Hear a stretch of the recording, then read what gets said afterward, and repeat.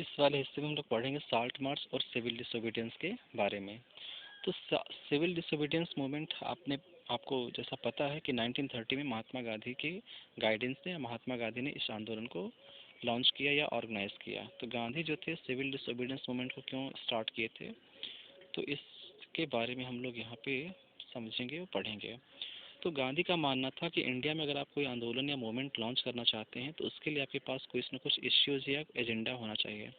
तो इंडियंस को वो कैसे यूनाइट कर सकते हैं, इंडियन को वो कैसे ऑर्गेनाइज कर सकते हैं, उसके लिए उन्होंने साल्ट मार्च को चूज़ किया कि हम साल्ट के माध्यम से इंडियन को यूनाइट कर सकते हैं।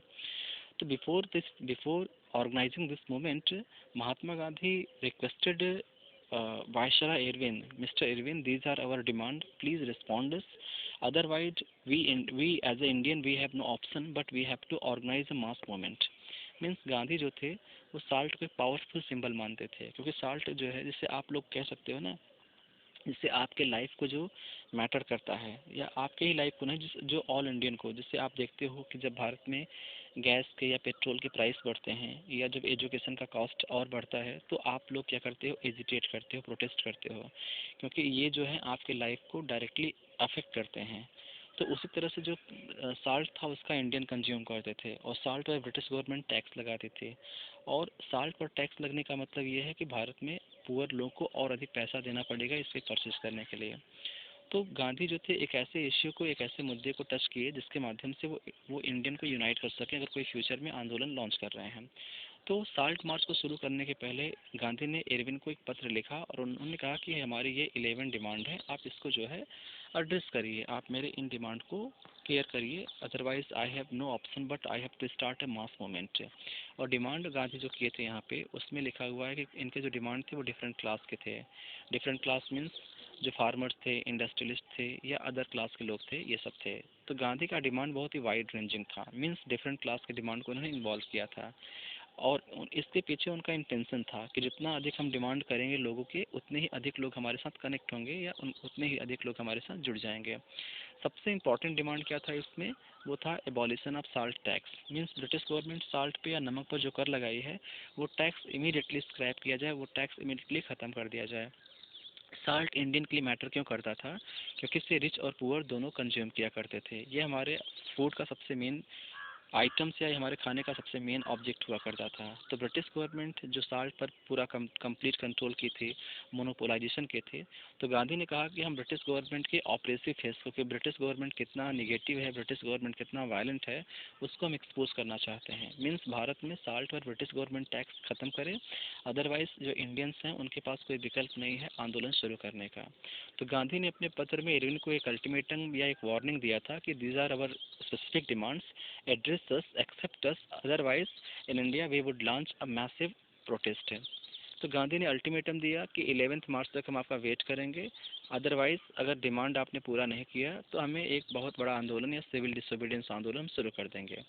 तो लॉर्ड इरविन के पास जब वो पत्र गया तो उन्होंने उस पत्र को रीड नहीं किया। उन्होंने कहा कि मैं महात्मा गांधी के किसी भी डिमांड को एड्रेस नहीं करूंगा। वो गांधी के साथ निगोशिएशन या बातचीत करने को लेकर के डिजायर नहीं था, अनविलिंग था। अनविलिंग मतलब क्या होता है, इच्छा ना होना, अनडिजायर्ड, अनविलिंग।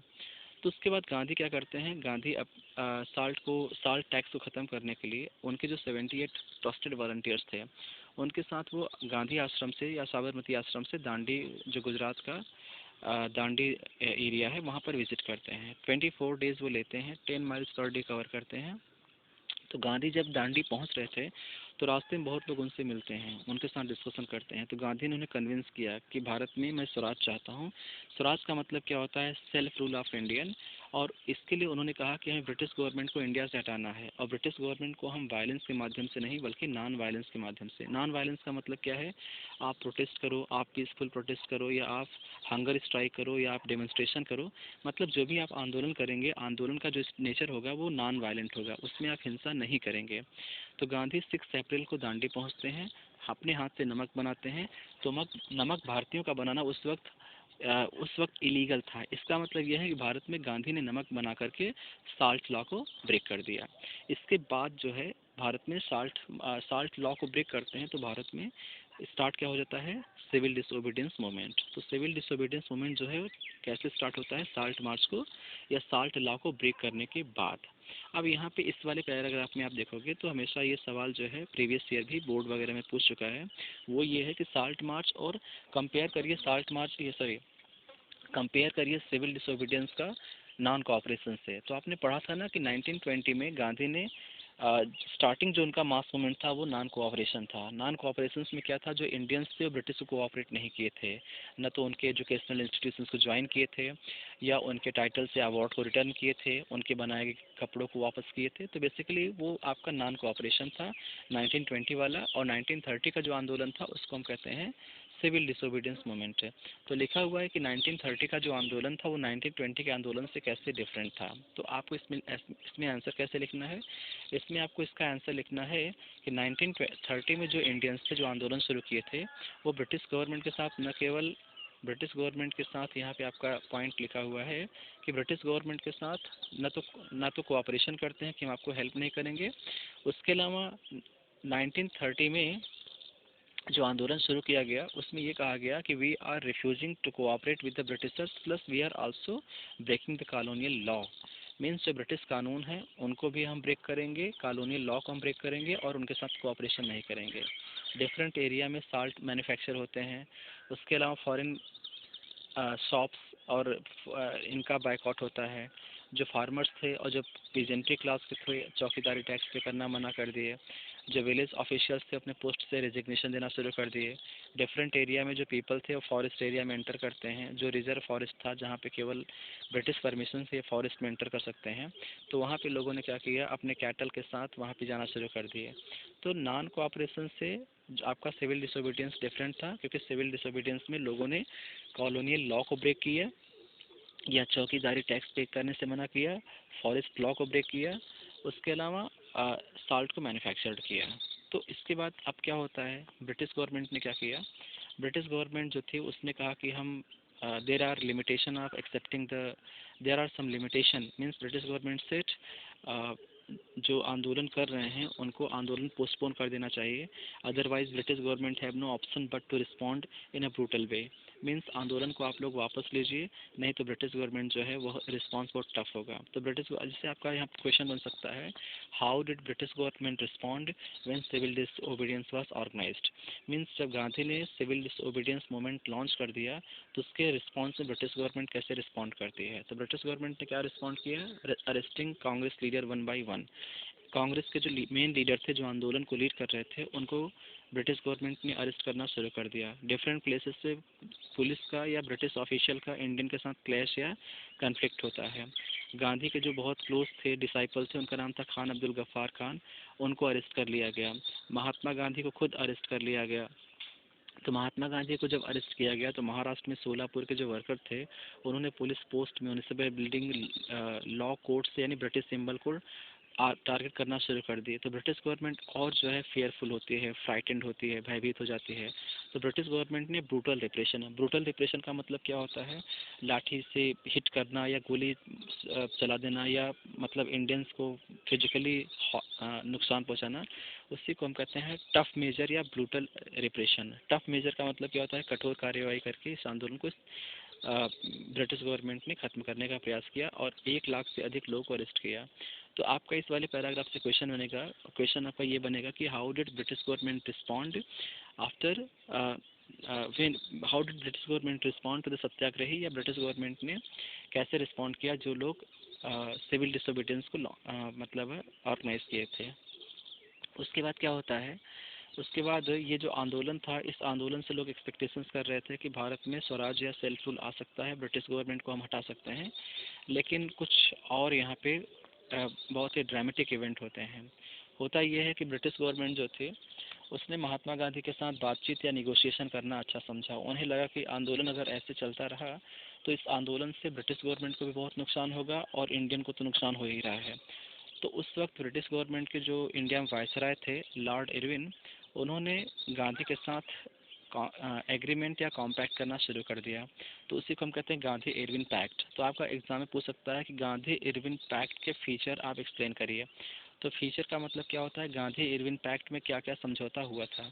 तो लॉर्ड इरविन के साथ महात्मा गांधी जो हैं वो 5 मार्च 1931 को एग्रीमेंट करते हैं, और इसमें गांधी ने कहा कि हमारे मतलब इंडिया के लिए जो मीटिंग या जो कॉन्फ्रेंस लंदन में ऑर्गेनाइज किया गया है, हम लंदन में विजिट करेंगे और वहाँ पे हम मतलब इंडियन डिमांड को रेज करेंगे। तो इस एग्रीमेंट में क्या किया गया, गांधी कंसेंटेड या Gandhi Gandhi consented to participate in round table conference, है ना। तो जो राउंड टेबल कॉन्फ्रेंस है ये लंदन में ऑर्गेनाइज किया गया था। राउंड टेबल कॉन्फ्रेंस का जो ऑब्जेक्टिव था वो यही था, इंडिया के फ्यूचर के लिए या इंडिया में ब्रिटिश गवर्नमेंट कैसे बेटर तरीके से रूल कर सकती है, उसको लेकर राउंड टेबल कॉन्फ्रेंस जो है वो ऑर्गेनाइज किया गया था। तो जो कांग्रेस पार्टी थी, कांग्रेस पार्टी ने फर्स्ट राउंड टेबल कॉन्फ्रेंस को अपोज किया था। तो कांग्रेस से कोई भी मेंबर जो है वो फर्स्ट राउंड टेबल कॉन्फ्रेंस में इन्वॉल्व नहीं हुआ था। तो जब गांधी इरविन समझौता हुआ तो महात्मा गांधी ने कहा कि मैं सेकेंड राउंड टेबल कॉन्फ्रेंस में पार्टिसिपेट करने के लिए लंदन जा रहा हूँ। लेकिन जब वो लंदन विजिट करते हैं सेकेंड राउंड टेबल कॉन्फ्रेंस में, तो महात्मा गांधी के अलावा वहाँ पे और रिप्रेजेंटेटिव ऑलरेडी गए थे। जैसे अम्बेडकर थे तो दलित को रिप्रेजेंट कर रहे थे, या प्रिंसली स्टेट के रूलर थे तो वो अपने एरिया या अपने प्रजा को रिप्रेजेंट कर रहे थे। महात्मा गांधी ने कहा कि I am representing whole India. Ambedkar ने कहा कि आप जो है अपर कास्ट और आप हिंदुओं का रिप्रेजेंटेशन कर रहे हैं। तो सेकेंड राउंड टेबल कॉन्फ्रेंस जो इंडिया के लिए था, मींस लंदन में ये मीटिंग ऑर्गेनाइज किया गया था इंडिया के फ्यूचर के लिए, कॉन्स्टिट्यूशनल रिफॉर्म के लिए या इंडियन के बेटरमेंट के लिए। तो इस सेकेंड राउंड टेबल कॉन्फ्रेंस से बहुत कुछ अचीव नहीं हो पाता है। तो महात्मा गांधी बहुत डिसअपॉइंट होते हैं, क्योंकि इस मीटिंग में इंडिया के लिए जो डिमांड वो कर रहे थे, तो ब्रिटिश गवर्नमेंट ने उनके डिमांड को इग्नोर किया। तो गांधी बहुत डिसअपॉइंट होते हैं और फिर से वापस इंडिया में आ जाते हैं। और इंडिया में आने के बाद फिर से सिविल डिसोबीडियंस शुरू कर दिया। तो फिर ब्रिटिश गवर्नमेंट जो है साइकिल ऑफ रिप्रेशन या ब्रिटिश गवर्नमेंट जो है बहुत ही वायलेंट तरीके से रिस्पॉन्ड करती है और लोगों को जेल में डालती है। कांग्रेस पार्टी को इलीगल कर दिया था, means Congress party can not organise protest, Congress party can not run elections, means Congress party एक इलीगल पार्टी डिक्लेयर हो चुके थे। इसके अलावा ब्रिटिश गवर्नमेंट ने और कई सारे डिसीजन या मेजर लिए थे, जिससे मीटिंग या डेमोन्स्ट्रेशन या बाइकआउट, कोई प्रदर्शन या कोई मतलब ये सब ना हो सके। तो महात्मा गांधी सिविल डिसोबीडियंस को लॉन्च करते हैं, लेकिन इसका जो मोमेंटम था, इसका जो इन्फ्लुएंस था वो काफ़ी तक डिक्लाइन हो जाता है। तो इस वाले हिस्से में आप लोग तो समझ सकते हैं, ये आपका जो मतलब आपने पढ़ा है ये क्या कहते हैं सिविल डिसोबीडियंस को लेकर, तो इसको लेकर अलग अलग सवाल बन सकते हैं। पहले आपका ये बन सकता है कि आप साल्ट मार्च के बारे में कमेंट करिए। फिर आपका बन सकता है कि आप means civil disobedience movement non cooperation से कैसे डिफ्रेंशिएट करता है। उसके बाद इस आंदोलन को सप्रेस करने के लिए ब्रिटिश गवर्नमेंट ने कैसे रिस्पॉन्ड किया। उसके अलावा गांधी इरविन पैक्ट के कंडीशंस क्या थे, आप उसको एक्सप्लेन करिए। तो आप अगर इस तरह से तैयार करेंगे तो आपका काफ़ी पोर्शन तैयार हो सकता है।